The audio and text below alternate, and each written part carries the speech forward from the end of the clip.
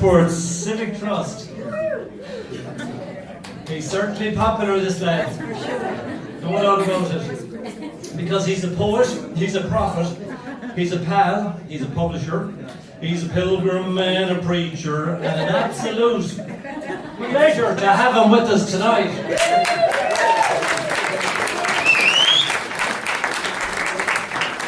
You're welcome, Liamy. You're welcome, Liamy, and you're welcome, everybody. I have to stay close to this, sorry.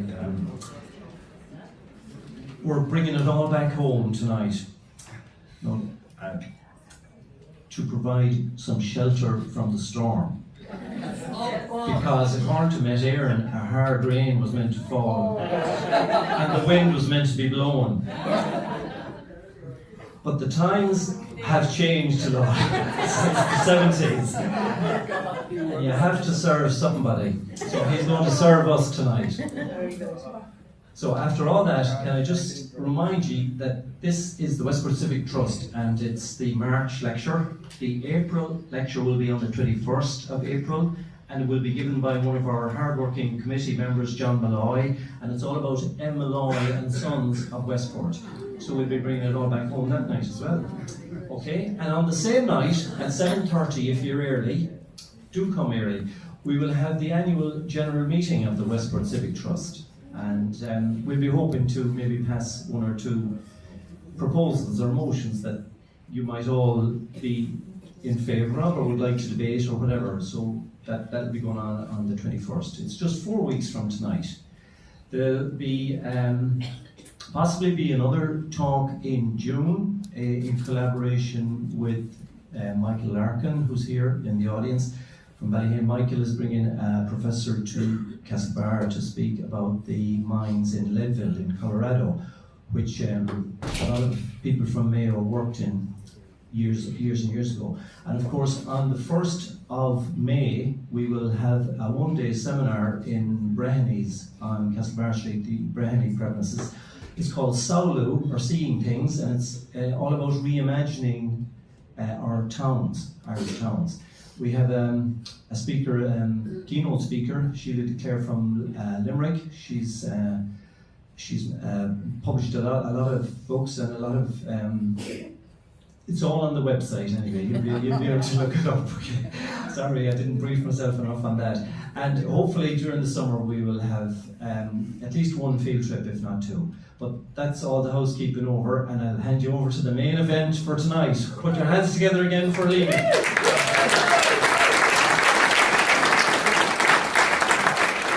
What should I say? Don't think twice, it's all right. Thanks for that introduction, John. Oh. Hello. No, that's it. That was fast, wasn't it? Ask me what's wrong here now.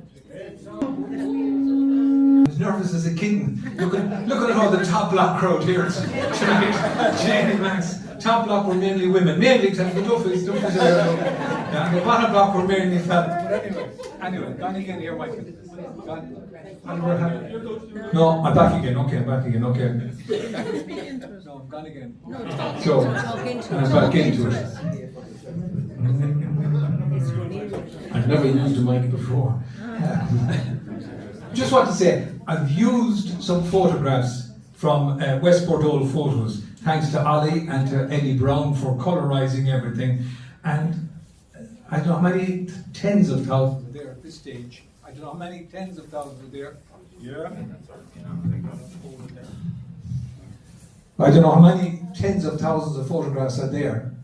But it'd be great if somebody has the plan to categorise them. It'd be great. That's all I'd say. And also, can I recommend Liam Lyons's photographs on the Mayo County Council website? And I always say, fair play to Des Mahan when he was manager. It was he who kind of got them digitised at the time. And it's a great service, especially to Westport. And if there are other photographers' collections I'd love to see digitised, like Frank Dolan's. It would be great if Frank's were done as well, because they're all unique collections of Westport's social history. And history is important, but so too is social history. One feeds off the other like a body and soul. Westport Historical Society runs a walk and tour during the summer. I'd advise you to go on it. Stephen Clark runs the Yellow Jacket walking tour of Westport. I'd advise you to go on it. Ger Burke runs the Lost Valley out beyond Bluesburg. I'd advise you to go on it. Westport Genealogy with Dimna and Nolene down there. That's in the Westport Library once a month. I'd advise you to join up.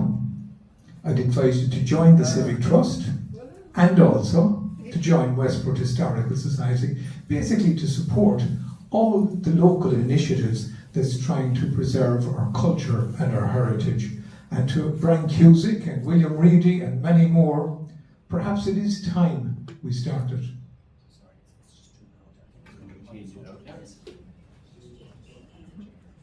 To William Reedy, Brian Cusick and all the other Covies who are thinking it's maybe time we formally started an informal gathering of like a Covey's Corner. Maybe we should.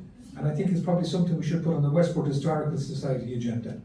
And then my real introduction is, look, many people here grew up in the 70s. This is just my take on it. Everybody's take will be different. So just bear with me on it. That's all I'll say, bear with me. I was 12 in 1970, so it would have made me 21 in 1979.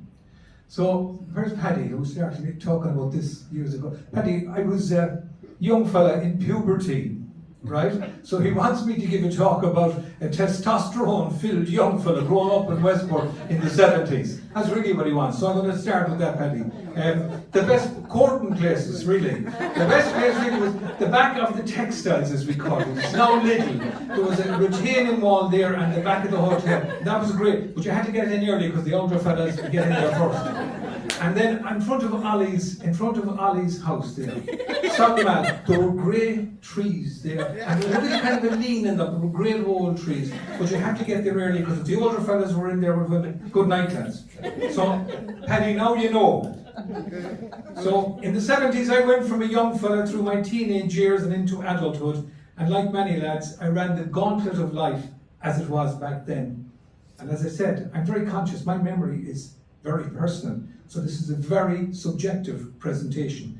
Anyone could do this presentation, but it will be different. Just give a bit of context. My classmates from primary and secondary included the doc over there, John O'Callaghan, Toby, Pat Dunning, John Joe Geraghty, Jim Kane, Pádraig Barrett, Michael Quinn, Gerard Geraghty, John O'Flynn, Shane Mooney, Noel Brady, he's here, Kevin Coughlin, Vinnie Gannon, Vinnie Stanton, Michael O'Toole, Martin Duffy, he's not here, his brother's there, Eamon O'Regan, Tommy Malone, Mark Gannon, Mick Moran, Pádraig Moran, Kevin O'Connor, Brian Gillivan, Ger Reedy, he's here, Paddy Dawson, Gerald Herity, and that's just to name but a few. And they all will have different memories as well. I went to secondary school, I changed secondary school. This is all in the 70s. I went to Dublin, I worked in Westport, went to London, and then I returned and went to what we called college. So now, what was popular in the 70s? Let's see something here, just to get you started. News stories. End of the Vietnam War, the oil crisis, the Iranian Revolution, Soviet invasion of Afghanistan, Nixon opens relations with China, the Watergate scandal, even, now John O'Callaghan, even the President of the United States sometimes must have to stand naked. That is, Bangladesh independence, Camp David Accords, that's Israel and Palestine, of course, the Khmer Rouge and Cambodian genocide, and the rise of the Solidarity movement in Poland in 1980. So that's just to jog memories. Irish headlines, nearly all the troubles, 70s, and the arms crisis, Charles Haughey and Neil Blaney dismissed by Jack Lynch. Bloody Sunday, direct rule from London, Ireland joins the European Communities, the EEC as we call it. Dublin and Monaghan bombings, the Sunningdale Agreement, assassination of Lord Mountbatten, the papal visit to Ireland, and the hunger strike protests begin. Politics, coalition government formed, God help us. Erskine Childress was elected 4th president and he died in office. Election of Carol O'Dowley after that, and then the resignation of him because of criticism by Paddy Donegan. He called him, well, the quote was, as huntering disgrace, but I think it was something else. There was election of Paddy Hillary, then Fianna Fáil back in power, landslide for Jack Lynch. He resigned as Taoiseach, and who took over? The one and only, born in Mayo, CJ. Now, where am I? Oh, look at this. I shouldn't have clicked that one. I'm ahead of myself. Just TV shows, by the way. Lately. I'm glad my youngest sister is here. And my other sister. I'm glad Michal is here. Michal, is not object. That's what I adopted. Oh. That's definitely a senior moment. See, this is what I had to put up with all my life. Just so you know. My father worked in CIE on the North Mall, the bus office, if you know where that was. Beside Porrick Dolan's hairdressers. My mother, Peggy Hastings, was a national school teacher in Letcherbrook and then into the convent in Westport. And mother was born here. Malone.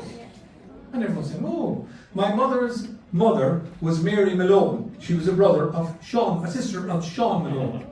And Granny, as I called her, she had twins around 1920. They died within 3 weeks of each other. So she said if she was going to get pregnant again, she was going home to have the children. So another 10 were born. My mother was one of 12. First 2 died. Liam Joseph and Ty Porchy. And those names were passed on to children who lived later on. So that's where it all started, basically. Granny went out to teach in Derrymore National School, Derrymore, and she met Katie Hastings from Derrymore, and that was it. She lived there, she got married there, and they had, as I say, 12 children. And went back to the Malones, and Granny's father was from Langmore, and he was in Paisley in Scotland, met this woman called Annie Gallagher, as they say in Achill. She was from Ducanella, Atari. She was Gallagher, she was the Dans, and they got married in Paisley, and they came back to Westport, and they bought what was now the Sage, and that's where they lived first, and then they moved here, just a few doors down into this. So I'll just show you what Malone's did, I hope, if this works. Well, that's Granny's, that's National School from St. Bridget's in Derrymore. That's one of the roll books. I have to say, I have all the roll books digitised from that school, going way back, yeah? And that's an ad way back from about 1930 from Malone's. You know, when you see the coach building, but they also did coffins, any kind of wood stuff and all that, they did all that. And then we have this one, that's my great-grandfather, that's Ted. This man, if I can get this, where's my pointer on this, sorry now again, this middle one, yeah, this is it. This man here. He died in 1945, and I was in Chicago 6 years ago with the drama group, and I wanted to look up a first cousin of my mother's, Eddie Kelly from Durlas, and he remembers coming back from Durlas with his mother to visit this man.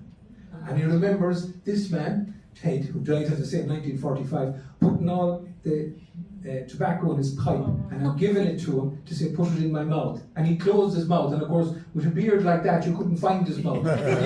He was a young lad, he used to get such a kick out of that, you know, but that's it. That's Ted. And then, just for the record, this is Maeve, this is Sally, 96, still alive in Galway, on Spidgale. And this is Michal and Brijo, I think, and the other two, yeah?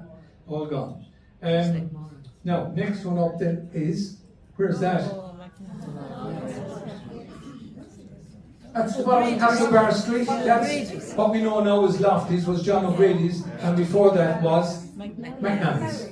And that's where my father was born, on this side, just up here where the Chinese is at the moment. So that's McNally's, born in the North Mall, and his grandfather came up from Ballinashleva, and his great-grandmother, his grandmother was Catherine Rice. She came in from Asbridge in Island and Dad was born there in 1925. His father, Michael, worked in the bus office, and he got Dad to work for a holiday, and he never looked back. My father was there for about 44 years, and his mother was this woman, May Durkin on the left.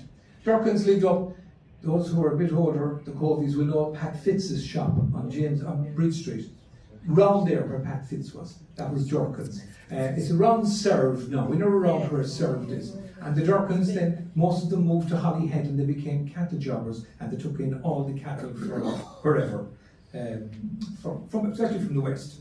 And this then, just to show it, this is my parents, their wedding photograph there, their parents. Here's Paddy Joe Kelly, he was best man, right?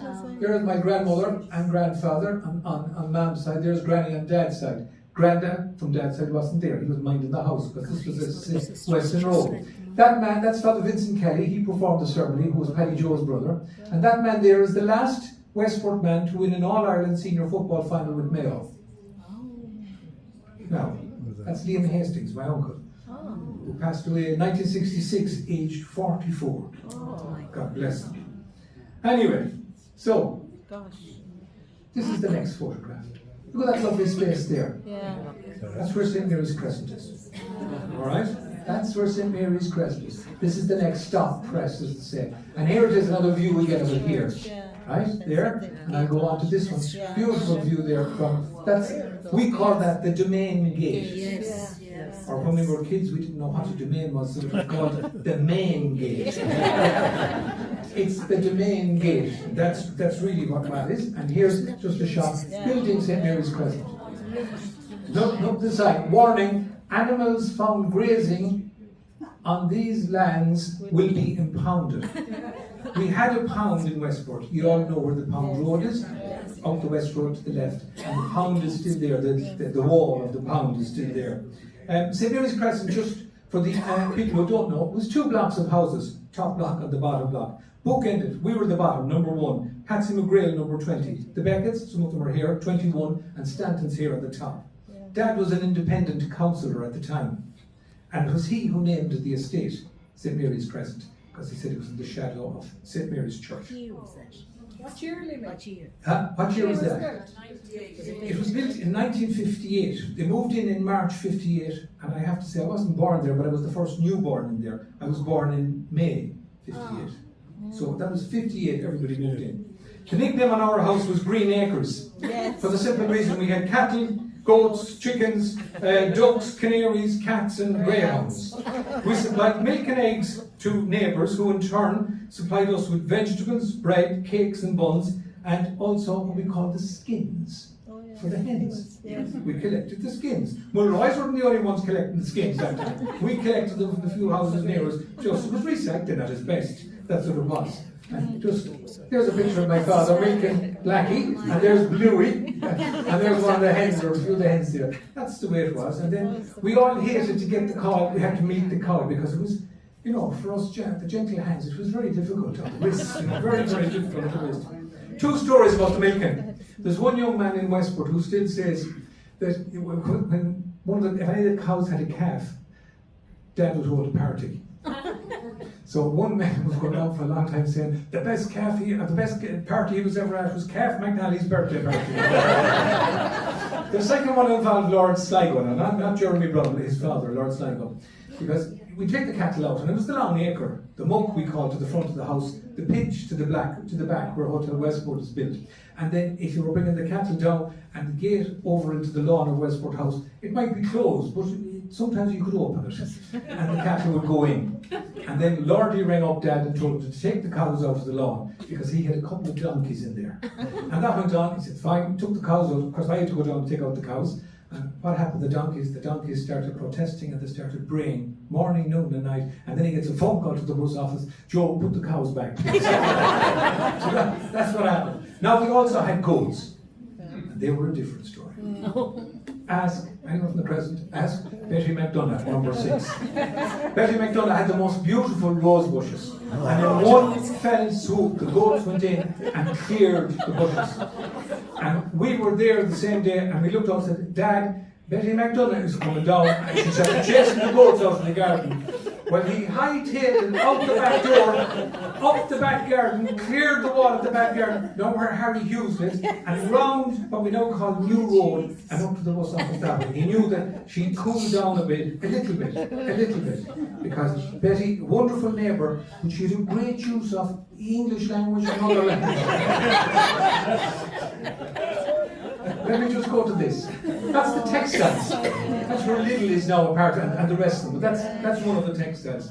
I mentioned earlier on the muck and the pitch. The muck was the little field in front of the Crescent.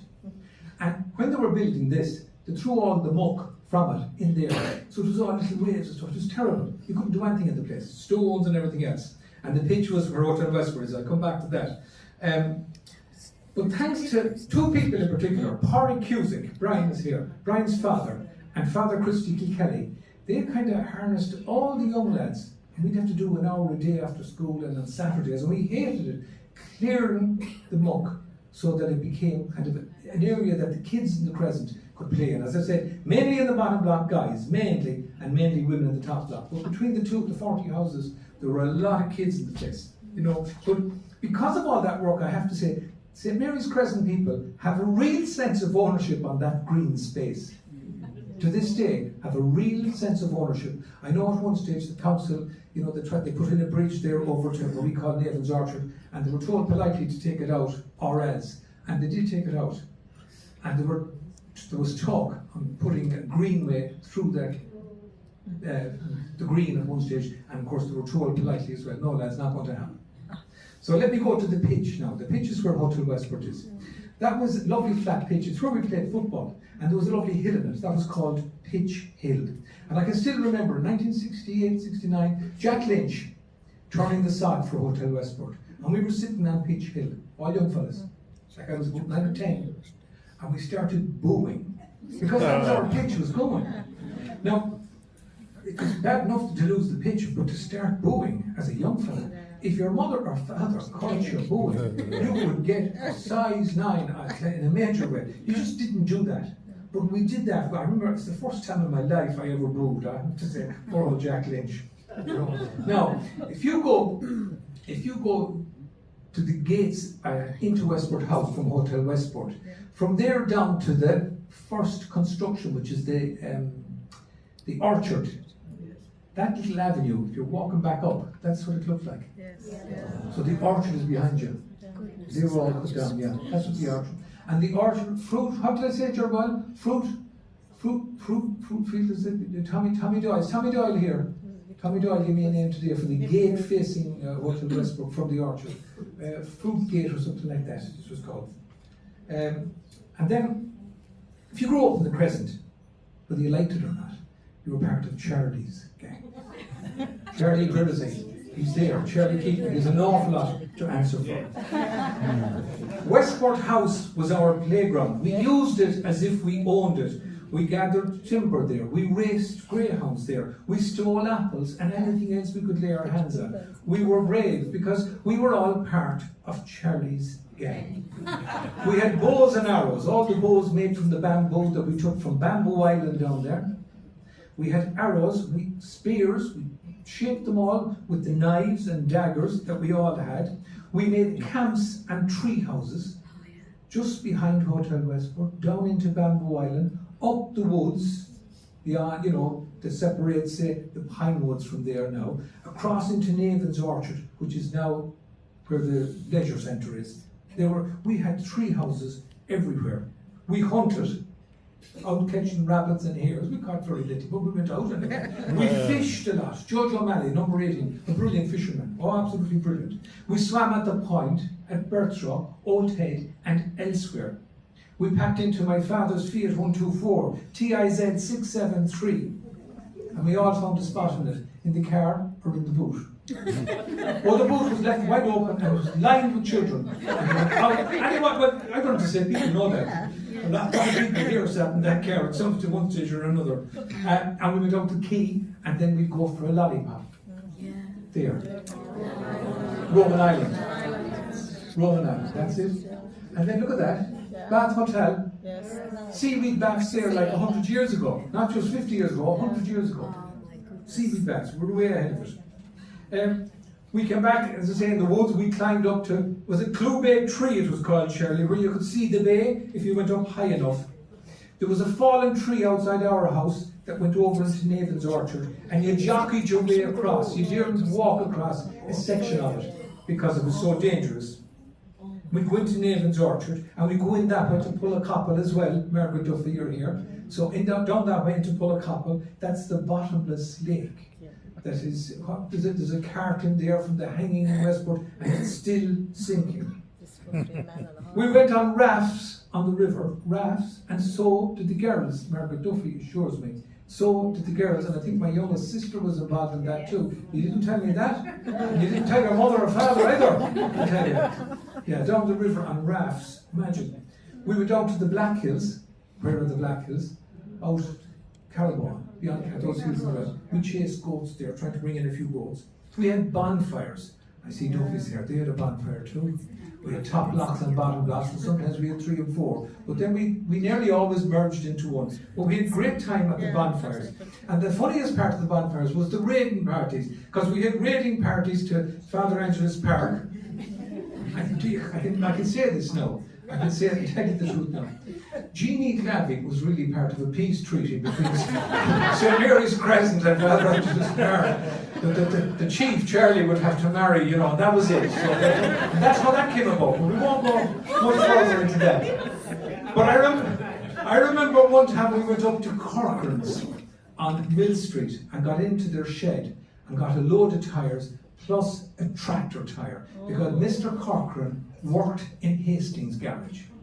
And we threw it over the wall. It's now a car park, the back of Ollie's. That was a car park called the Creamery. Threw it over the wall, tried to wheel this big tractor down through the Creamery, out onto Bridge Street, down the road, looking around to see who was chasing him, and a whole lot of other guys with tyres, and running tyres in front, you know, and then down to the Crescent and into Betty McDonough's shed. And no one could fight Betty. There was an entourage came down looking for the tyres, and Betty went out and just folded her arms, and it was 2 words, and they weren't happy birthday. that was it. We collected for the bonfires. We go around collecting a few bob because we wanted minerals for the bonfires. And it was a great night. It was a great community night. And when the young lads went to bed, then the older people would come out and they might throw out a bottle of stout or something like that. And then the likes of Sargis, you know, Paddy and Kathleen Hovens and Martin Devers, they were very good to us, you know, with sweets and all that kind of stuff. And it was wonderful times. We played marbles, conkers, and cricket. Marbles. We dug out the cossies, we called them. Now there's also another word, juggies. And you could have 3-hole cossie, and if you got the 3rd hole, then your marble became a kind of a king or whatever it was called. You get what it was called. And you could tipple on them, and you could go backwards and forwards, and any marble you touched, you won it. We played conkers. That was chestnuts on a bit of string or on a shoelace. And of course, you could shove them into the oven for an hour beforehand. You weren't supposed to, but that would harden them up, you know. We also played cricket. Ooh. Ned Phillips, God rest him, made a bat out of wood. And he gave us a bat. And we used an old bacon tin, about that size, and threw it up against the curb. And that was it, you stood in. And we made up our own rules. There was none of this house at or house anything else. You know, we just played and had a bit of fun. The dogs, we had Smokey, Dandy, Prince, Galway, Sheila. Oh, yeah, Sid, believe it or not. We used to call him Sato, you know. But anyway, that's another long story. McDonald's had Shep. Phillips's had Mono. Mutz was in Pauline, your job. Yeah, Mutz. Pansy was in Carol's.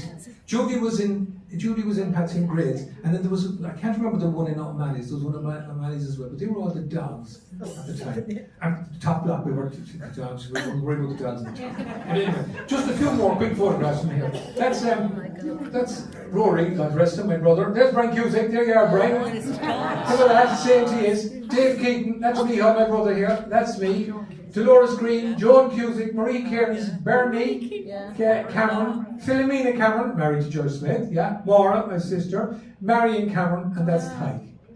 So that's a few of them. Now, let me go to here. That's Jim O'Malley, number 8, and he had Western Insurance as well on Bridge Street. That's Jim. That's Kathleen's father. There's a view of the Crescent from number 28. Which is Colley's house, Gerald Morris. Yeah, that's a view. And that car there belonged to McMurphy. That was McMurphy's car. And there's our, see the red car down there? Yeah. RIZ 415. That's the number of that one. Yeah? No, there's a group of the Crescent, the whole group. And this is the muck I'm telling you about. Look at the state of it. That had to be leveled out.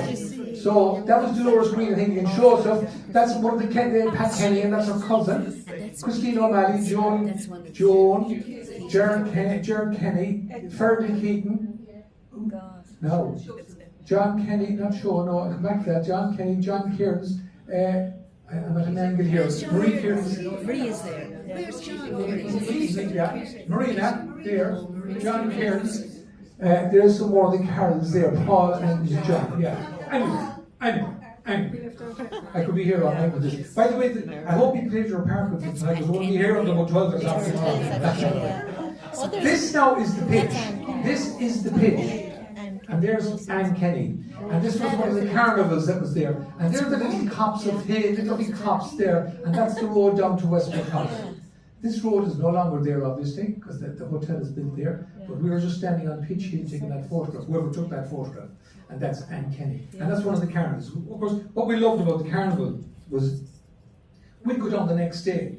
And especially after a carnival or a circus. You know, in a circus you had all these kind of high seats and people would drop money out of their pockets. And we were there like the vultures the next morning hoping to cash in. And we did. And they were held there, they were held up at the pavilion, and they were held at the muck at one stage as well, at the front of the house, which is great. This is building Hotel Westport. That's old P.J. Kelly. That's Sheridan from Ahgour. He'd be Joe's father. You know, Joe Sheridan from Ahgour, and that's Harry Kelly. So Kelly's built it, going way, way back. And I want to go back to there because I have something to say on Hotel Westport before I leave. And I'm sure I echo this from all Crescent people. On behalf of all Crescent people, we'd like to thank J.J. O'Malley and the Hughes family and Kelly's and everyone else who owned that hotel. Because when the hotel was being built, we would make sure it was safe at night. We would go into it and we took more carpet out of that hotel. So all our tree houses, up the woods, which are behind there, all the tree houses in the woods down in Vandal Island and over in Navens. And I mean, when I say wall-to-wall carpet, I mean the walls were carpeted as well. Everything was carpeted. Everything was carpeted. So I want to say thanks very much. And you know, we used to smoke and drink our minerals in great comfort. That's the Pinewoods before. That's the Pinewoods before anything was built. And here is Kings Hill before anything was built. And there in the early 70s, there was an awful lot of development. You had Hawkins Hill, you had the Pinewoods, and you had Kings Hill, all being developed those early years of the 70s. It was huge, huge development in Westport, I have to say. And then we come to Hotel Westport looking for staff. I should change that and just put the brace on it. You know, and say the brace, they require the following staff. So that's the way it was. And that C. Hughes would be Cormac Hughes. Cormac, God bless him, yeah. This now is a view of the Crescent, see it here? And there's the factory and there's the hotel. There's a lovely, just an aerial view of Westport. And then we have these people. Michael Brown, Dennis Gallagher, President Childers, Pete Mullen, Horrid Conlon, Sean Stanton and Paddy Muldoon. And this is where they're building the welfare home, McBride Home. McBride Home in front of the Crescent. They were just started building that. That's what that is. And here's a view. It was opened by Sean McBride, the one and only Sean McBride. Now this man, just so you know about this man, he was a founder of Amnesty International and involved in drawing up the UN Convention on Human Rights. He was unique in being awarded the Nobel Peace Prize, the Lenin Peace Prize, and the American Medal of Justice.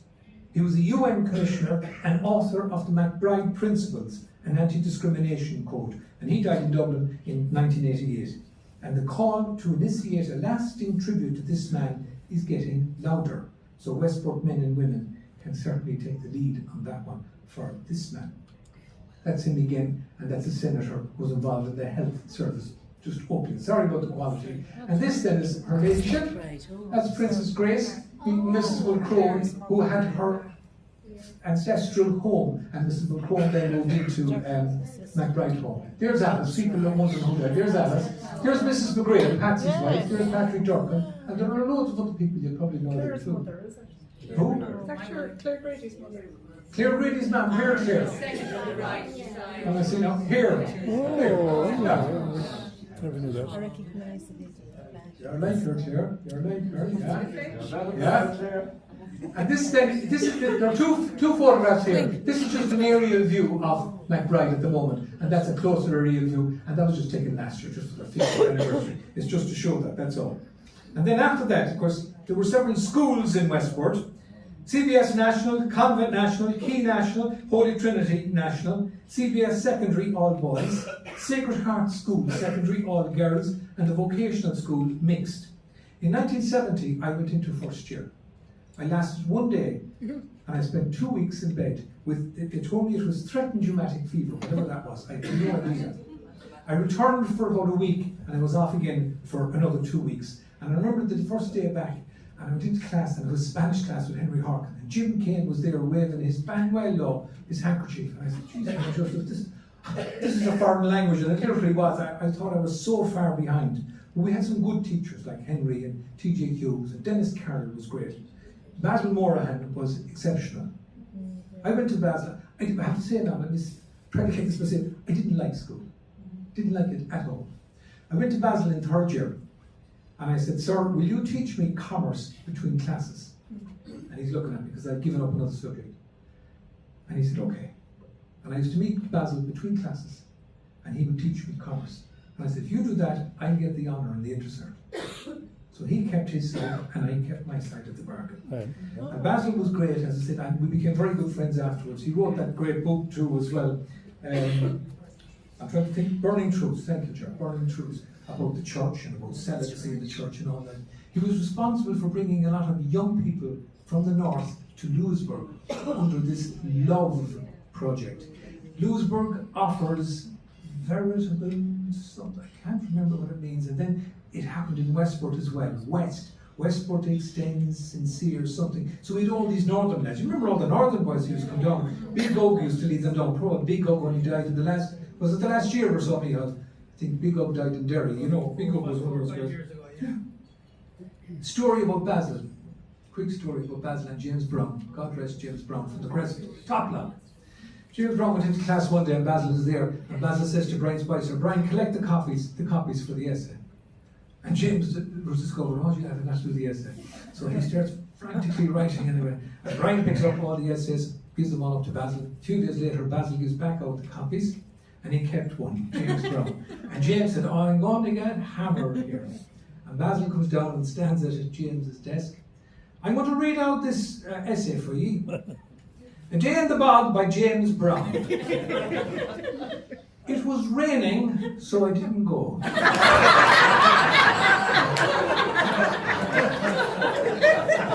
He closed the book, left it on the desk, and James was bracing himself, as you can imagine. He put his hand in his pocket and he gave him a tenner, 6 pence.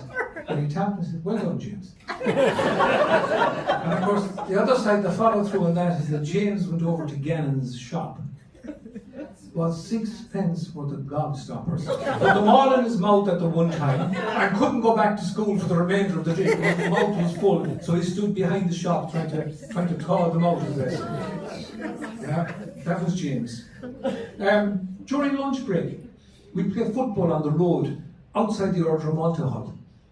And you know St. Mary's Villas there? That also in there. That was called Kane's Park, after Martin Kane, because Martin Kane organised a lot of that football.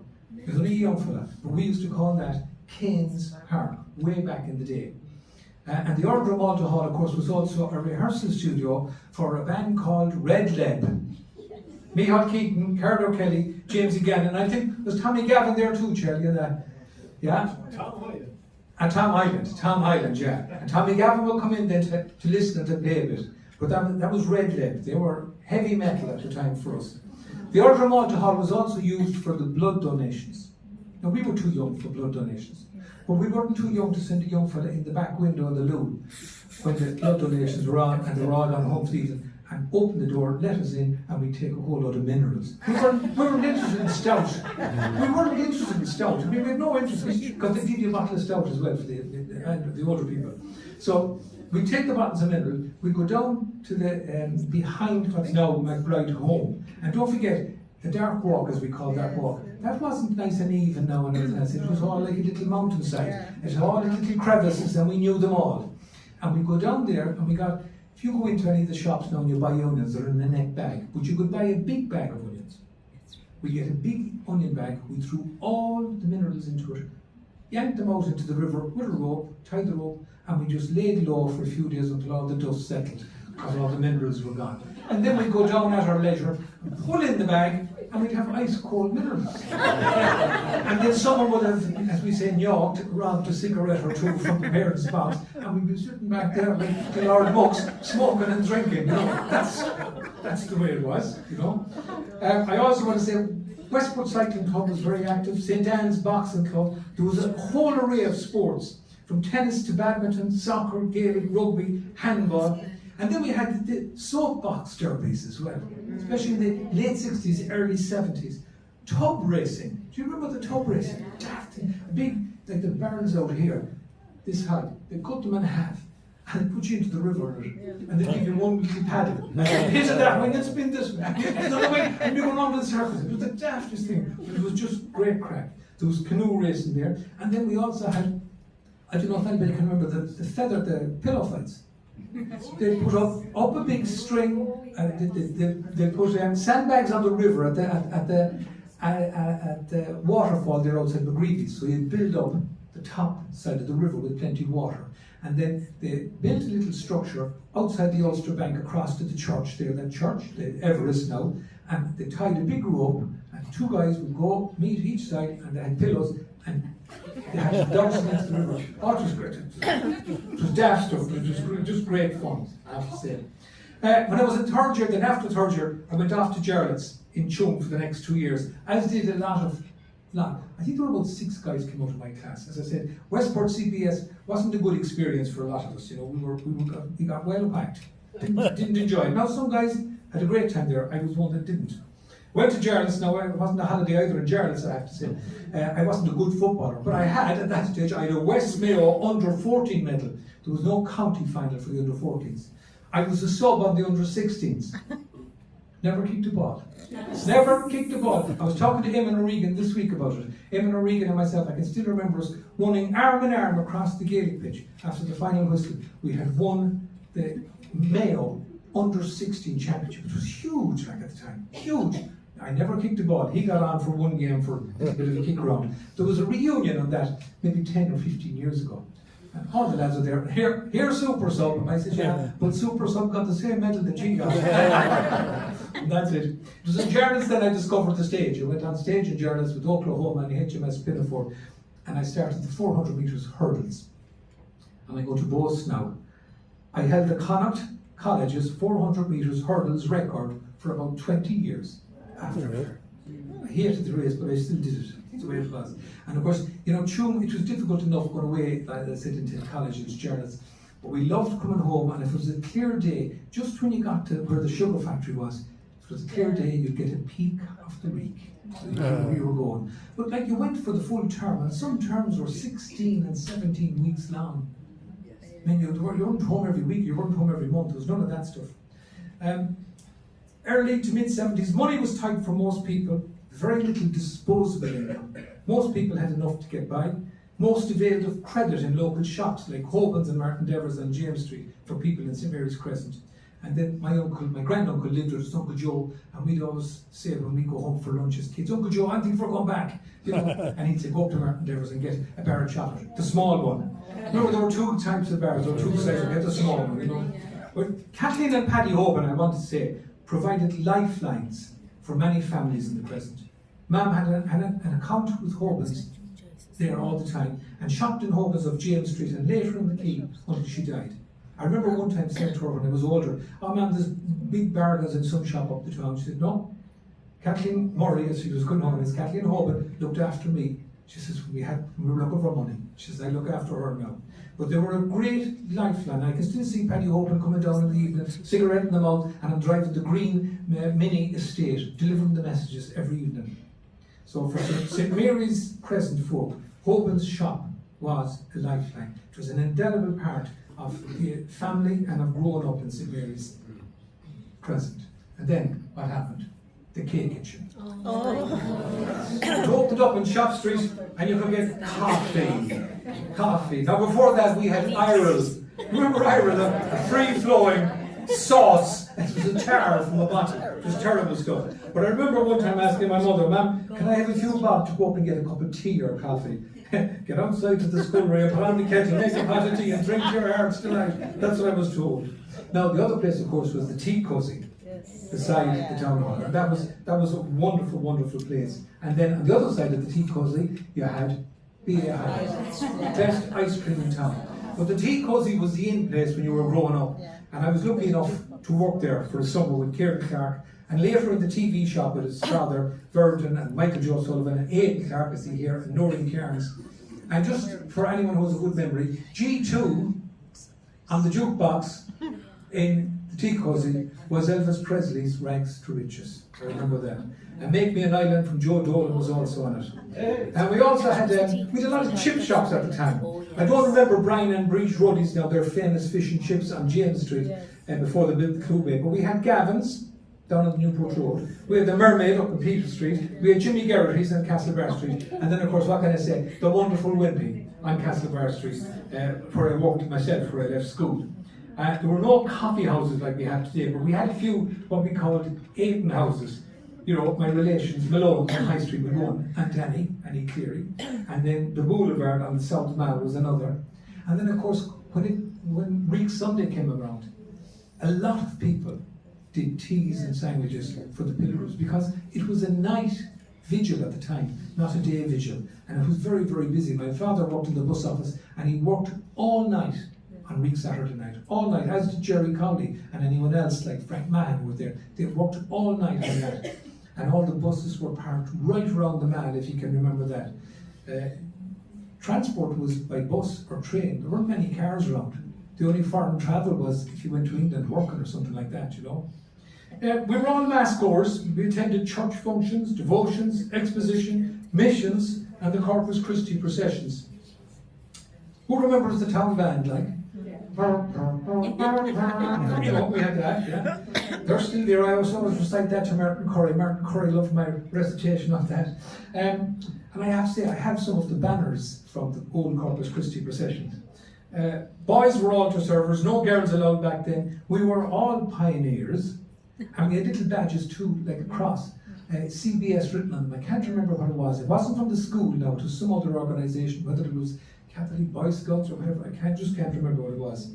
We joined the Order of Malta because everyone did. And of course you were talent spotting as well. We joined the Legion of Mary, we had weekly meetings, and we delivered the Irish Catholic and the Universe every Saturday. I used to do it out the quay.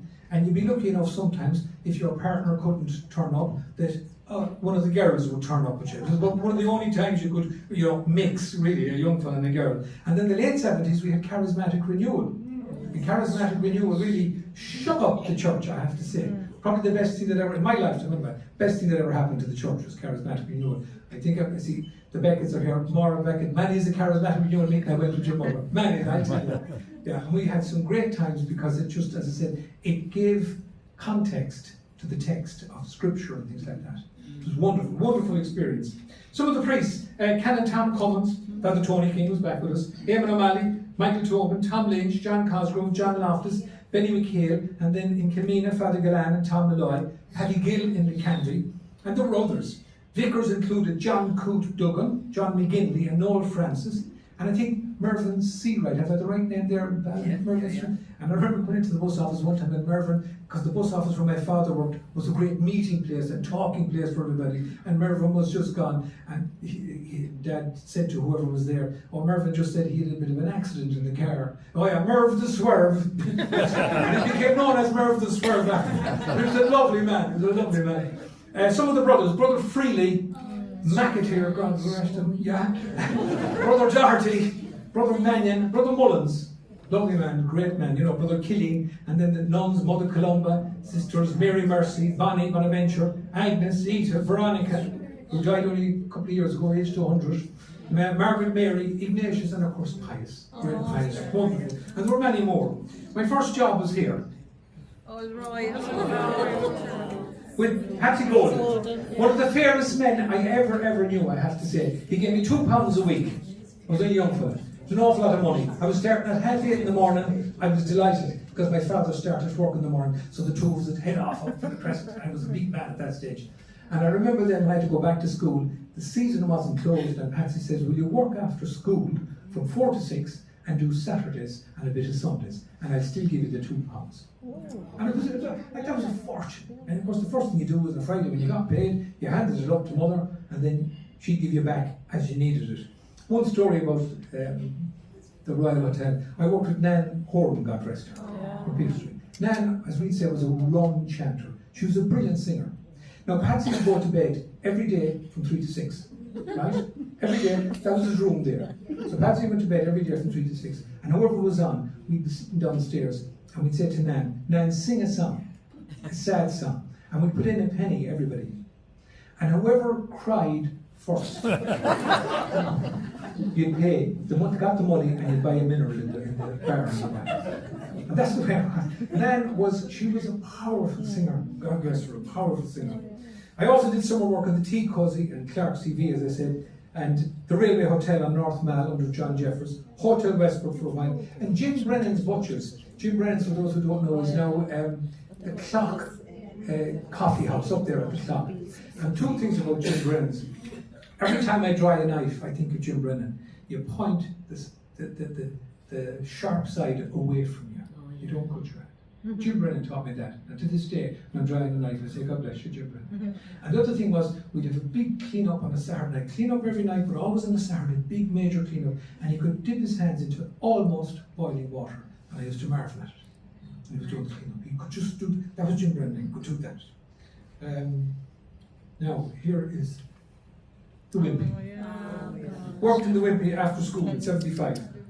We worked 13 days out of 14 days. They were the shifts. But we were well paid for them because we had to stay on a Saturday night because there was a late the dance in the Starlight. And Sunday morning, 5 o'clock, you'd be lucky if you got home. Sunday morning, 5 o'clock. Last thing we did on a Saturday night or Sunday morning, we went down with the brushes and we swept the streets. Made sure there wasn't anything left in the streets. Now, leaving cert, I had a past leaving cert, didn't enjoy school, as I said. Didn't want to stay around with working because the work options weren't great. There were a lot of factories. We had the textiles, thread factory, the only one of its kind in Ireland, shoe factory, shirt factory, Lastra, brush factory, cap factory, and also handkerchiefs, McAlear's tannery, Pollock's fins, O'Connell's wholesale, and we also had Mayo News and FNT. They used to do a lot of publishing of Irish books in James Street, where they were based at the time. We had a great night on that during COVID week about 3 years ago of celebrating FNT. There were hotels, the Royal, the Club A, the Railway, Woods, then known as Juries, the Grand Central, now the Wyatt, and afterwards then we had Ardmore House Hotel out at Ross Bay, and the Castle Court, the Plaza, Knockgranny, the Coast, the Mariner.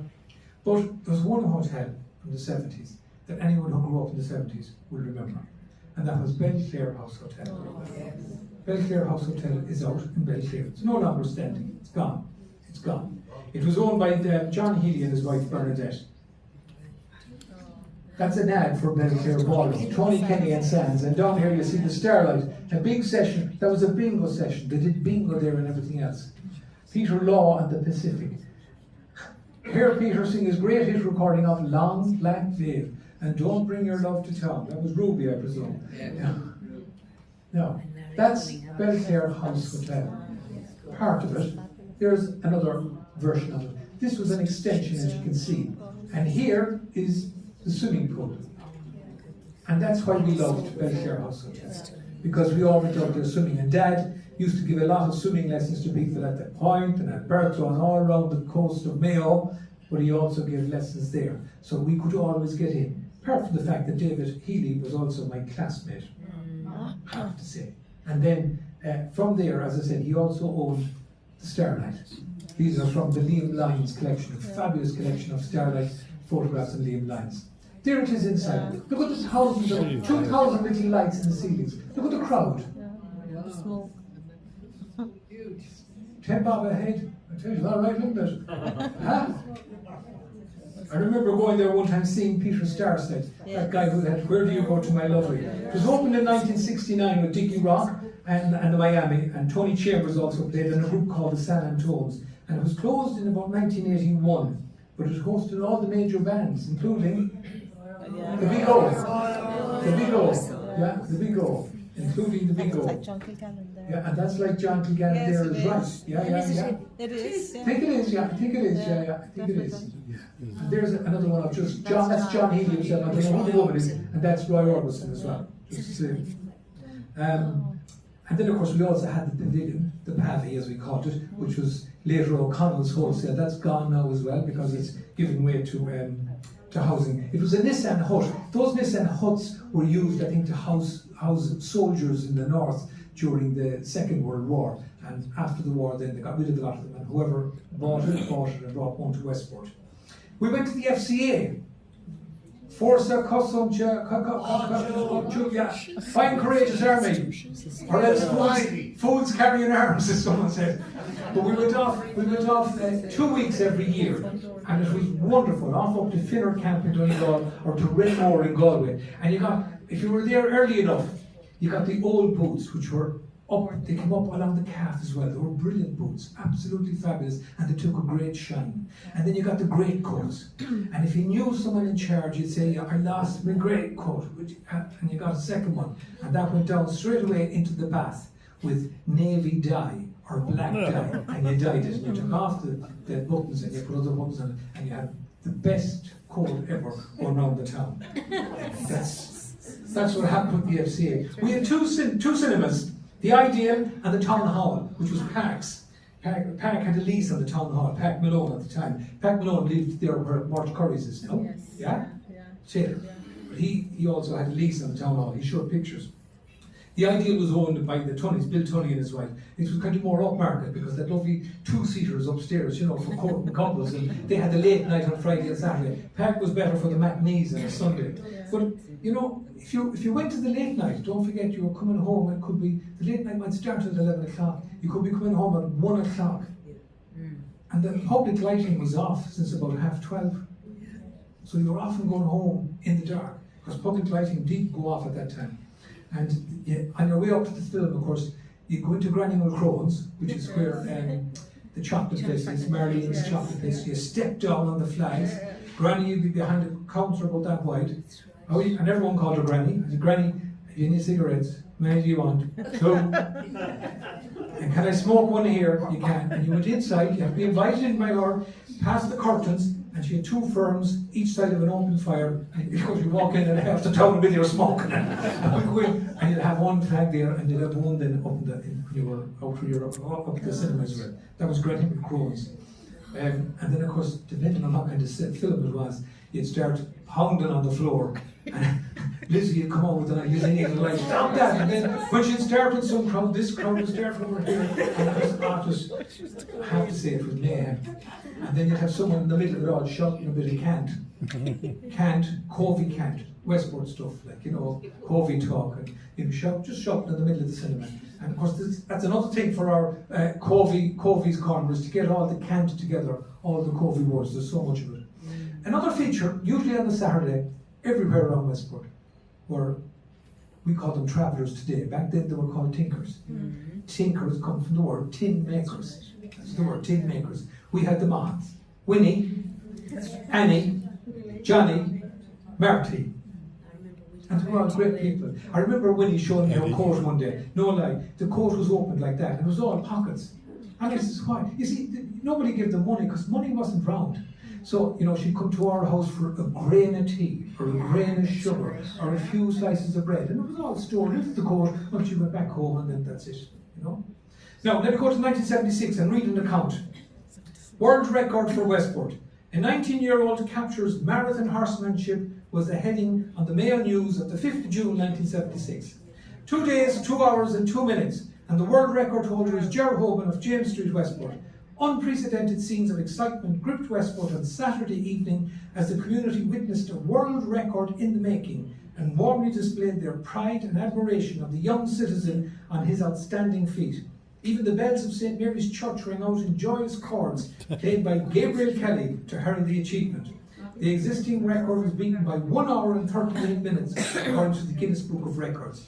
That's taken from Father Tony King's book, Challenging Fences, Westport Horse Show, a visionary venture. Now, speaking of visionary people, we had a lot of them in Westport. The likes of Charles Hughes, John Jay, the Heenans, Kellys, Walshes, Stantons, Cohens, their children, and now their children's children, they stepped up to the plate to create businesses in Westport. And then in 1977, Allergan came along, the Botox capital of the world. And let me pay tribute to those who did the groundwork for that great project, and in particular one man, Miles Stanton. He was a senator, a TD, we all know young Miles is solicitor, his late father. He really fought hard for the West and challenged the IDA every chance he got for an equal share for the West.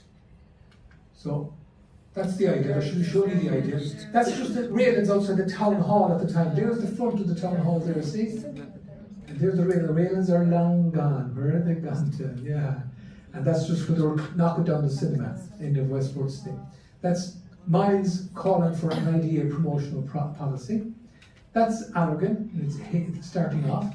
And that's when they were formally launching it. There's Miles, and don't ask me who the other people are, but I know that's Miles anyway.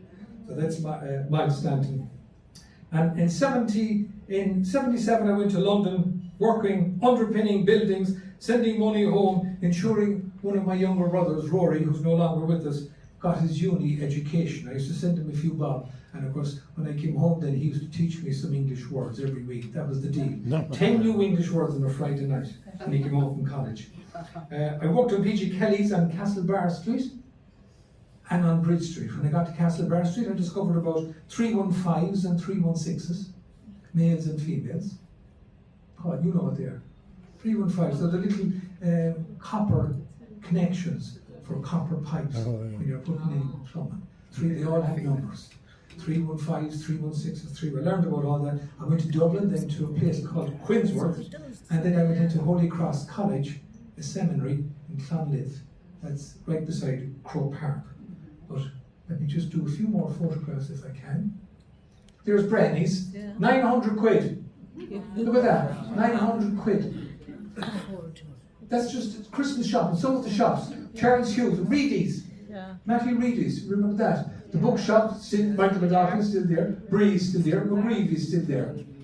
John Gibbons Travel Gone. This is, we all remember the Philosophers, because the Philosophers were a great band to dance at the time. And that's the Royal Ballroom in Castlebar. Here's the Pavilion Ballroom, the Freya men, had Freya. Eamon Cannon, you're here. Went to Eamon Cannon and the headlines then, isn't that right? Yeah. And then Newport, all the dances that were on. All the dances, and then Louisburg, the Merry Boys in Louisburg.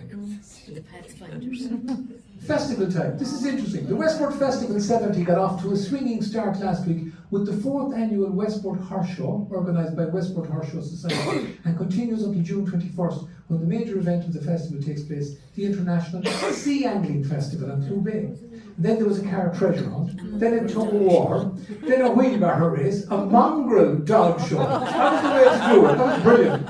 And the soapbox derby. But they called it festival time in Westport, because there were so many festivals on. Like the sea angling was huge, the horse show was absolutely massive. And if you haven't got Tony King's book, get it. Even for the photographs and the stories, the memories from people in it, it's brilliant, fabulous.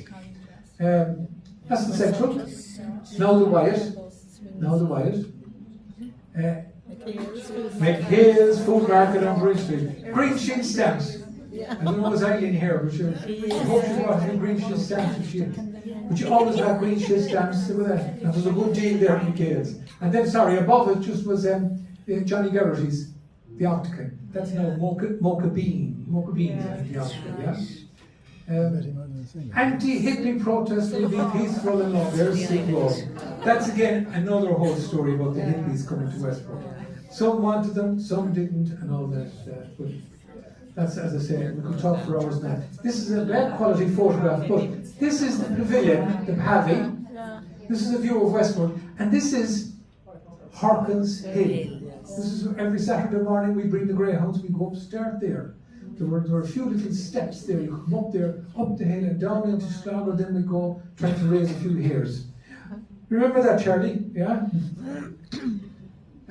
Thread Factory? Yeah? That's another one of it. Fine stacked out of place. That's Bridge Street, bottom of Bridge Street. Supermarket, that's Welch's. Yeah, Welsh supermarket. And this would be Jim O'Malley's here then. And then you'd see Martin McGrail earlier on. And this here shed, this was Vincent Burke's place then. And Chappie before him. Ah, you see, someone's older than me. No. We have this expression in Westport, there's an awful breeze around Malloy's corner. That's Malloy's corner. That's all C's now. But that's Malloy's corner. And it was a fine, fine shop, Malloy's. That's one of two. There's the second one. Second shop. And I'm looking forward to John Malloy's talk on the shops, I'll tell you. Martin McGrail. He had a sign inside, it's in the few butchers there, pleased to meet you, meet to please you. And he was the brother of Patsy McGrail, who lived in number 20, St. Mary's Crescent. And Mina was his sister. She was married to Jack Walsh, who was a great player on the box, musician, great musician, And Martin's wife was Julia, that's it, Julia.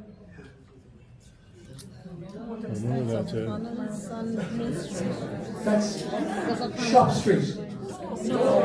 Sorry, Mint Street. That was James E. O'Connell's place, the wholesalers at the time. And it wasn't a great looking building. And someone came up with this idea and must have did a fabulous mural altogether to put up with this. Just to brighten the place up. Right? John Malloy.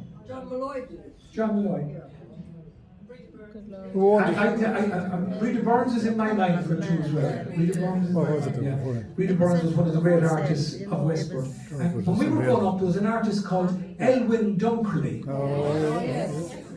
There are two of his pieces up in the Wyatt. There was one out in Nixie Conway's house. There was one in Andy Moran's house that Micheál Brady has just taken over, and that's gone back into Moran's family. Families, nearly all of Patrick as it happens. But Elwyn Dunkley was the first artist for us, and Breda Burns was really like the Miss Artist around the place there. Because he came in, he was an Englishman, I think, by birth. Elwyn was, if I'm not mistaken. What was that building first? What was it? No, first, before my time, you mean? Before your time. Yeah. Oh, you know. I don't remember before my time. Aidan Clark might know. Warehouse. Who owned it? JJ's. It was JJ's. Yeah, that's what John Gibbons and James had an hour time. In our time. It's in our time. And one before that. John Gibbons is in. John Gibbons, okay. So John Gibbons Travel, you know. You ring up John Gibbons Travel. Two of the John Gibbons Travel people are here tonight. I think it was finished on this one. Do you remember him? Patrick Joseph O'Malley won 284,877. That was sterling on the pools in the 70s. That was huge win. I mean, there was a carnival atmosphere when that happened. Ross Townshend and Ross Rio coming through Westport. Racing was obviously huge. Mickey Palmer, with many others. Convents, there were a lot of people doing that. Gerry Garrity. The Garrity's, the Stantons, Warwick Highland, the whole of the Kennedys. There were loads doing that. You know, it was very popular. This is just it, from the Mail News. Young salesman or apprentice for general drapery, applied Joe Burns West. And then a lot of the ads were just domestic help, with knowledge of plain cooking, modern house. So, there's just a picture of the St. Anne's Boxing Club. We were talking about Shirley Keaton, there he is. Am I right, Sheriff? That's you? Is that David? It's you, I think. There's Peter Mullen, there's Con Cusick, here's Jim Lally, Ed Hopkins is here. The Morgan's here, Sean Morgan, Clary Moore, That's Kevin Hastings, I'd say. Declan Hastings, Noel Hastings, I'd say. Larry, Patsy, is that Patsy? And there's Porky. Who's beside Larry Hingerton? Who's beside who? Larry Hingerton. Larry Hingerton, that's Sean Morgan. Patsy Morgan there.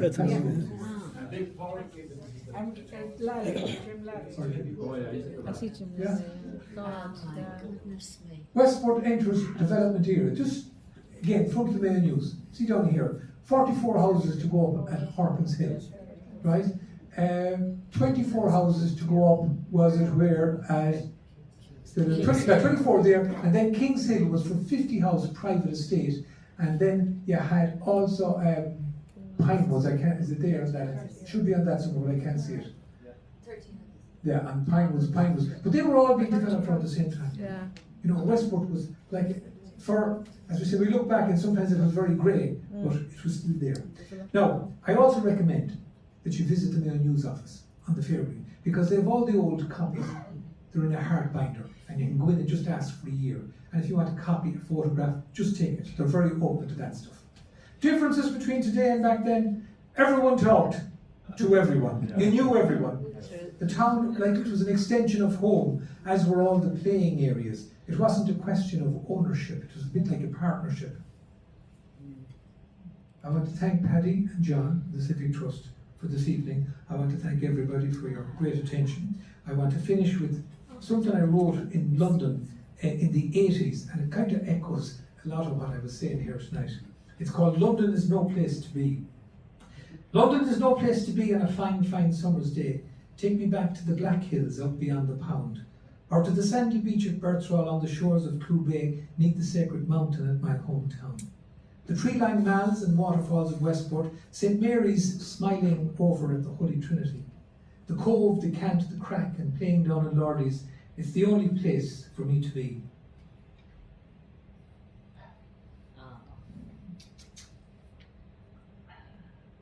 To get a breath now. I remember well St Mary's Crescent, the Muck, the Pitch, the Woods, and Charlie's gang. Robbing Naven's orchard, across the river, heading home for tea when the Angelus bells rang. Stealing trees and tires for the bonfire, fishing for some mackerel down the bay, going to the flicks late on Saturday night, hunting with the greyhounds on Saturdays. With Mayo gearing up for the Connacht final, Westport United to play Celtic in the cup, we'd hit the handball alley before the big boys came along, buy a fag from Granny Mulcrone's on the way up. Jojo saying, there's a big fish down the river, we'd get lines and hooks and worms and all the dogs that bark. Steal a crust of loaf from the freezing kitchenette and hope Sergi delivers fresh bread before it's dark. On Garland Friday we'd all climb up the reek, atonement and forgiveness walking side by side, ahead of all the pilgrims with their sticks and beads, hearts and minds and souls all open up so wide.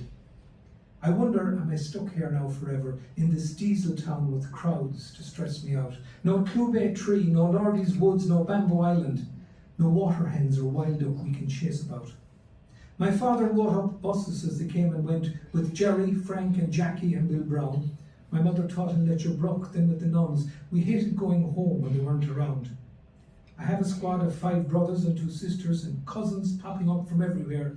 Dogs and cats and goats and cows and fowl were always friends. Life's menagerie without a care.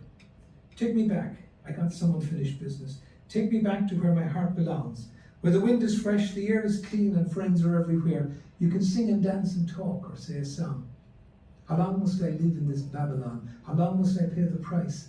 Condemned to exile for too many years, too far from my covey paradise. Oh, if only I could find your pretty face again, far, far, far from the madding crowd. If and only I could hear your lovely voice again, away from here where everything's so loud. Why is all my bread turned into ashes? Why is my cup of wine mixed up with tears? London is the town where I don't want to be. Take me back to Westport, where all my sorrows clear.